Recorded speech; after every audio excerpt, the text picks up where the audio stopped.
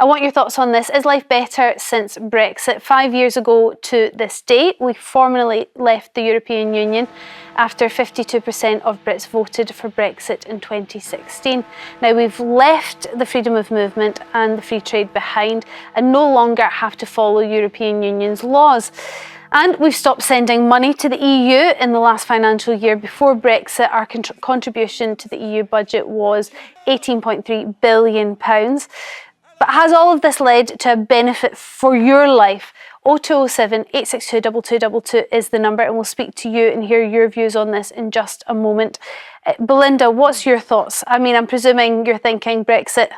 Two thumbs up? Absolutely no regrets at all. Okay. No regrets. In fact, though I was a strong Brexiteer before 2016, the reaction of the sort of toddlers in Parliament when we finally got Brexit, the treachery, the trickery, the knavery that occurred trying to overturn the vote made me absolutely more fundamentally sure that leaving this sort of globalist international governance project was the right thing. And as for the British people, I would say, are the British people better off having more democratic agency to change the laws we live under? Yes. Are the British people better off being out of the EU Migration Pact, which forces EU member states to accept huge quotas of asylum seekers? So, for example, had we still been in the EU in 2023, when there were 1 million people crossing into Europe's borders, the UK would have been forced, under threat of financial punishment, to take in 120,000 asylum seekers, almost treble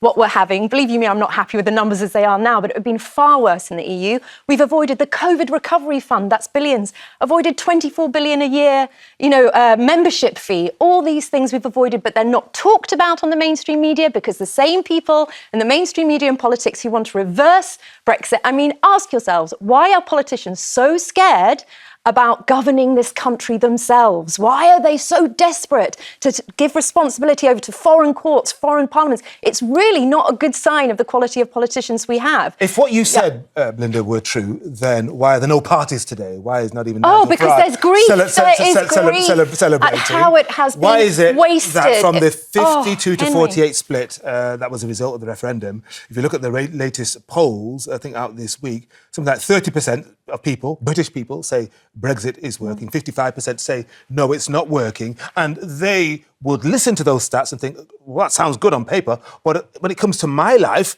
in this country, me when I want to travel, to work in the European Union, to go elsewhere, it's all been closed down. There are British expats in Spain and Portugal who have voted for Brexit, and now they're saying, oh, my God, what have we done to ourselves? Okay. People's daily lives have not been improved. Well, you can still work and travel in the EU, Henry. You can still work and travel in the EU. We're gutted at the absolute betrayal. You've got to own it. No, I don't know what the Conservatives did to it. This is something that you two are very passionate about. Don't go anywhere because we want your calls after the break. We want your experiences. Is your life better since Brexit? What's your thoughts on this? We're going to go straight to those phones and speak to Nina from London. Nina, has your life got better or worse?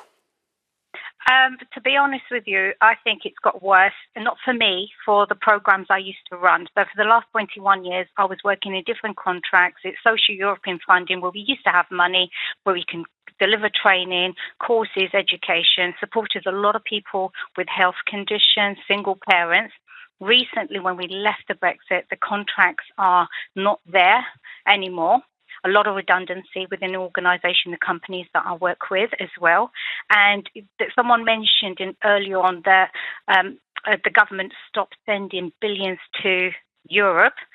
I would like to see that money going back to supporting people, especially in London, to help people unemployed back into work. Well, it sounds like you worked for an organisation that was incredibly linked to the EU, but you wouldn't be the only one either. There's plenty of companies that were getting benefits and grants and things from EU organisations, whatever that might be, that'll be left as Nina is sort of floundering, and the government isn't pulling their weight in terms of giving them the same funding. So including farmers. It gives government fiscal control. That's what we wanted. It's to vote people in to then, use our money to serve British interests. So if you are one of those who hasn't got any more funding from the EU, lobby the government. The money is there. It's just that we get to choose now how to use it. Now, unfortunately, the governments have been horrific in using the Excalibur of Brexit that we've given them. But if you were to ask people, how's your life been since COVID and the lockdown trashed the economy, or since electricity prices were forced up by net zero, all these things have hurt people's lives. That's nothing to do with Brexit. It just happened at the same sort of time. So the government get a free pass. Okay. They can say it's nothing to do with So basically you're saying it's the government's problem that they're not funding organisations like Nina's or setting up... There is from 2019 Nina, to 2024, we had governments led by Brexiteers. Okay. Oh, well, I'd question that. Stephen from Kent, what's your view on leaving the EU? Has it benefited you? No, definitely worse off. Definitely. Okay. In what way? Well, I'm a house owner, a big house just outside Benidorm. Oh. Can only use it three months at a time, 3 months away from there, and it's cost me a fortune. Still have to pay the SUMA, which is similar to council tax for the full year. Same with the tax and insurance on cars. Same as the electric and water meter, you still got to pay for that. You don't get nothing off. I can hear that's very frustrating. Belinda, what about people that have holiday homes abroad? So the British people voted to end free movement, to end this. It was a democratic right of theirs and it should be respected. Of course, there are going to be some losers out of that. A very, very tiny handful of Brits get to have the luxury of either second properties in Europe or living abroad. But whereas most Brits work and live in Australia far more than they ever did in the EU, there was actually not many. It was only trade and travel perks for a very tiny amount of Brits. It's over 1 million people, more than 1 million Brits. But I would say this, there will be some losers, clearly, but we didn't want free movement anymore because it was hurting us. It was hurting England, UK, it was hurting wages. And we voted to stop it. And then the Conservatives swapped it for another kind of free movement, which is why it's in its death throes and they deserve to be in its death throes. But politicians can't hide anymore now there's Brexit. There are so many wonderful things now about democracy and getting rid of bad players. Stephen, you were collateral damage in Brexit that actually, as Belinda said, we decided to come out from free movement and unfortunately that's affected you. Is that a reasonable defence? Well, it has, isn't it? Like, since the 70s with Mrs Thatcher, she was the one who said, get on your bikes and go into Europe to find your jobs. But she was the one who was shutting down the factories, the coal mines, gas works and things like that. It made people try somewhere else for a bit better life and an easier life. And it's same with all the golden handshakes from the mines and the steelworks and the docks. All them people now who got the £30,000 and £40,000 have either died or all their money's been used up and they're worse off. I think we're going slightly off topic here, Stephen, but thank you for your call. Des from Shropshire, what's your thoughts? I believe I'm better off. Oh, tell me why. Myself. We can make our own rules now for this country. What rules have we made? We've got MPs that don't want to make the rules. The reason we're in the state we're in now is because we've had loads of MPs from various parties that have blocked loads of things and stopped us getting out properly. Okay. COVID and net zero hasn't helped. That's put us back with loads of money that we could have had, but we haven't got. That's destroying our economy. The free movement that we're supposed to have finished is still there. Okay. The 9 million, something like that, inactive people who aren't working, that's not helping. And immigration, which we voted, one of the main reasons for coming out of Brexit was because of immigration. And you think that's reduced? No, that's what I'm saying. But you still feel better off? I feel better off personally, yes. Okay, all right, Des. Just because we have more sovereignty over our laws, Des, thank you very much for your call. Alex from Pembrokeshire, what's your view on this? Do you feel better off or worse off?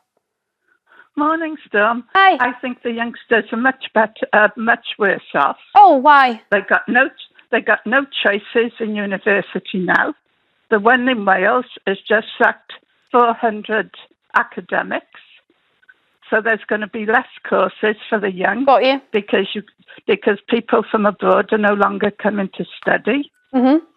And the other thing with the young is they can't go to France or anything or anywhere else in Europe to study or to live or work because they're only allowed 3 months. Yes. Visas. Well, I mean I think I think there is Belinda discussions needs to about look at that. this because she's got young girls. Yep. She should look at that they're going to have limited choices if they go to university. Very quickly, Belinda, do you think that your girls will have limited choices because of Brexit? Not at all. And I actually don't think many people go to European universities because there's a massive language barrier. But what Alex is talking about is our universities here are less funded since we've left the since we left the EU. There's less foreign students coming over, and therefore there's less places. So I think the British people have been crying out for a government that focuses on British young people, young students. You know, Brits are capped of medical places, nurses and doctors. It's a horrific time, I think, to be young at the moment in this country because our government won't put their interests first. And it's always, oh, Europeans, let's see if they can come in and help prop up this, that and the other. No, let's get British students. We are interdependent. And training British students. And Every training country in British the world workforce. trades and works with others. And if you try and go on your own, this is what you get. What, sorry, One Canada, more America? I'm just going to take one more call. I've got 1 minute. Tony from Cornwall, tell me whether you think the EU has bettered your life or made it worse.